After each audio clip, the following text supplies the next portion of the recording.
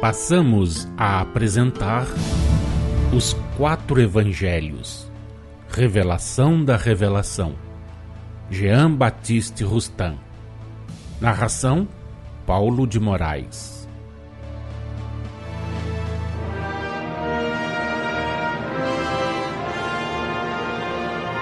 Dentro do estudo de os 4 Evangelhos, Revelação da Revelação,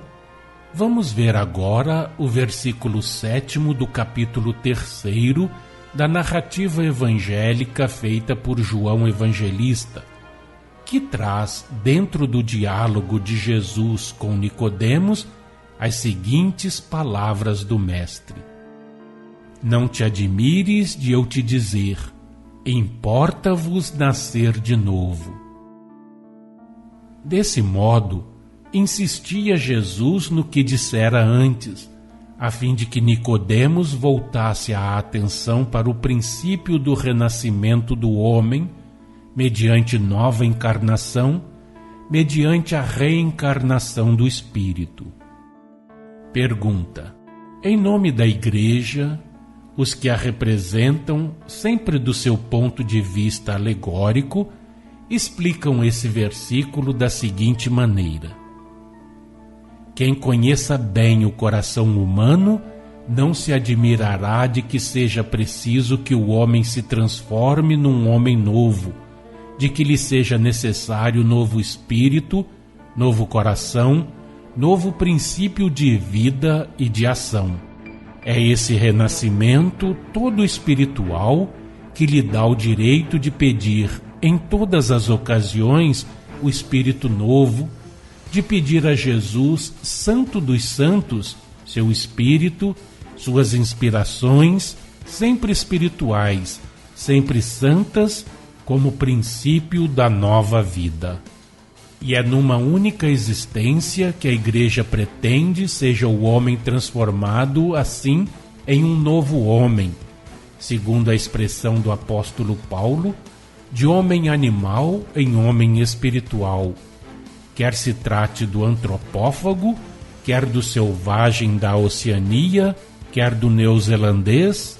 quer do habitante da Europa civilizada. Sim, porque a Igreja não pode, sem desconhecer a bondade, a justiça e a misericórdia infinitas do Senhor, negar direitos iguais a todas as suas criaturas, iguais títulos a todas para alcançarem a meta. Mas, como segundo ela própria o diz, isso nem sempre é possível. Imaginou 2 lugares circunscritos e determinados, para um dos quais manda o Espírito que naquela única existência não se transformou em novo homem, servindo de base à sentença a natureza da infração de seus dogmas. Esses 2 lugares são um inferno eterno e um purgatório. O inferno eterno é o reino de Satanás, do diabo, verdadeiro rival de Deus na eternidade, mais poderoso de certa forma do que o próprio Deus. Nesse inferno eterno é que, segundo a Igreja, o espírito culpado se acharia eternamente sujeito a torturas incessantes, materiais na opinião de alguns dos seus representantes, morais na de outros.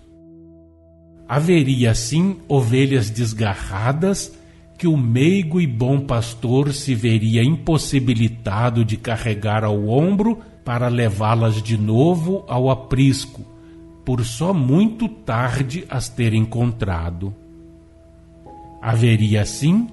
filhos pródigos, aos quais estaria interdita a entrada na casa paterna, por só muito tarde se terem lembrado de voltar, embora o pai de família estivesse sempre a esperá-los à porta. Inutilmente esses filhos pródigos clamariam por Deus, Pai deles. Deus se conservaria impotente ou surdo ao clamor de tais filhos arrependidos e à súplica que lhe dirigissem para expiar e reparar suas faltas, para progredir, para recomeçar a obra mal feita, para, uma vez que bem a executassem, poderem reclamar e receber o salário prometido ao trabalhador. O purgatório seria uma estância de suplícios temporários não definidos e que não levariam ao paraíso o espírito culpado,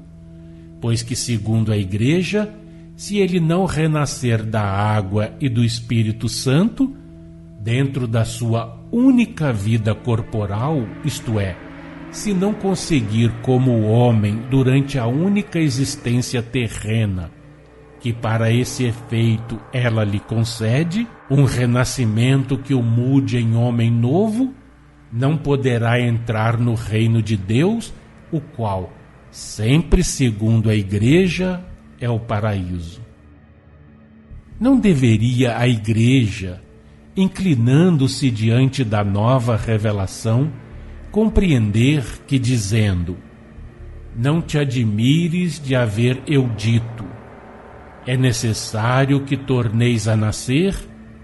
Jesus insistia no que já dissera, a fim de chamar a atenção de Nicodemos para o princípio do renascimento do homem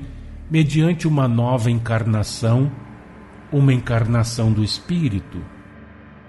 Não deveria haver nessas palavras e nas que antes Jesus proferira a indicação da lei natural do renascimento, da reencarnação, a obrigação de reviver? Não deveria haver o inferno, o purgatório, a expiação, a reparação, o progresso nas sucessivas fases espirituais que se seguem a cada existência terrena, nas reencarnações múltiplas, precedida cada uma de sofrimentos ou torturas morais, na erraticidade, proporcionados e apropriados aos crimes ou faltas cometidas pelo espírito e que levam o culpado ao arrependimento, ao desejo de reparar suas culpas e de progredir para o bem? Não deveria a Igreja ver em tais palavras a indicação dos caminhos e dos meios pelos quais, graças à onipotência de Deus, de acordo com a lei natural e imutável da expiação e do progresso, o homem, criado perfectível, é chamado inelutavelmente a transformar-se em novo homem, seja qual for o uso que tenha feito do seu livre-arbítrio, sejam quais forem os seus transviamentos ou atrasos na jornada. Não deveria reconhecer que as reencarnações sucessivas, a princípio expiatórias nos mundos inferiores, depois gloriosas nos mundos superiores, são a alta escada que o homem tem de subir e que, subindo-a, ele se eleva progressivamente até atingir a perfeição moral humana que o conduz a Deus? Resposta: certamente, Deus quer que todos os seus filhos se salvem e que partilhem todos do conhecimento da verdade, assim o selvagem da Oceania, como o homem da Europa civilizada, tanto o neozelandês, o lapônio, o esquimó, como o pai da Igreja. Ele quer que todos cheguem à casa paterna em cumprimento desta sentença de Jesus, anotada por Mateus na sua narrativa evangélica, capítulo 5, versículo 48. Sede perfeitos, como é perfeito vosso Pai que está nos céus. A respeito do desejo de Deus que todos os seus filhos se salvem, a nota de rodapé nos remete à primeira epístola de Paulo a Timóteo, capítulo 2, versículos 3 e 4, que dizem: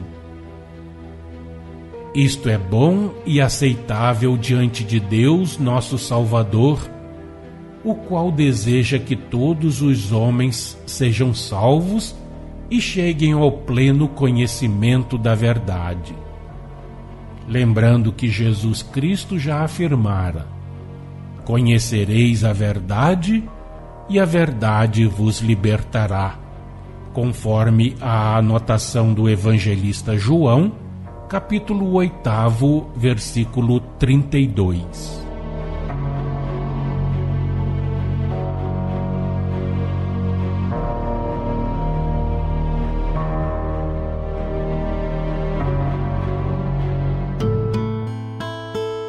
Acompanhe no próximo programa mais um trecho de Os Quatro Evangelhos, Revelação da Revelação,